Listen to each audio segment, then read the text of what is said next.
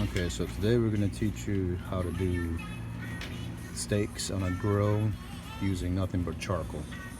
Every so often you want to do steaks, sometimes you may not have the gas to cook with, so we're going to use charcoal today. So first things first, we're going to go ahead and put all the charcoal in the center part of the grill first. So once it's in the middle like this, go ahead and light it. You want the charcoal to get a nice white reddish color before you spread it out evenly underneath the grates. Okay, so while the charcoal is getting pretty white there, it's almost there, actually white or gray if you want to look at it that way. We have our steaks here, beautiful steaks, nice marbling. We're going to go ahead and season them with some of our seasonings here. Now salt is obviously optional. You can make your steak taste good without salt. I do that a lot. Just using some for this video here, so I'll teach you here how to season. I'm going to go ahead and start off with a little bit of the black pepper, a little bit of garlic powder. Cover that steak all the way. You want that steak to be covered all the way. So when you put it on the grill, you get all that nice charcoal sear flavor, or bark is what you call it, when it has that nice crisp on the outside of the steak. Here we go. We're going to add a little bit of oregano also. Oregano, all these spices are optional what you decide to use. This is just what I'm using today. And of course a little bit of olive oil on the outside. Basically making myself a little rub. And now don't be afraid that once you get that in your steak, go ahead and rub your steak really good so all that seasoning gets all around that steak. Now once we do that, we're going to go ahead and flip it.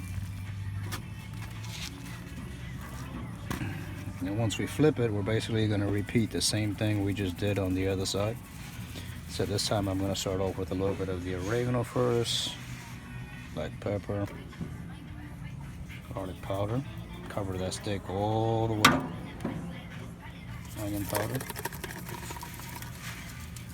And once again, I said the salt is optional. We're going to add just a little bit on this side. We didn't add it on the other side though. And then we're going to put some olive oil on it again on this side. Now that we're on this side, we're going to go ahead and rub it exactly like what we did on the other side of the steak. We're going to go ahead and now that they're nice and gray or white, we're going to go ahead and scoot these over some. So what we want to do is to spread it out evenly.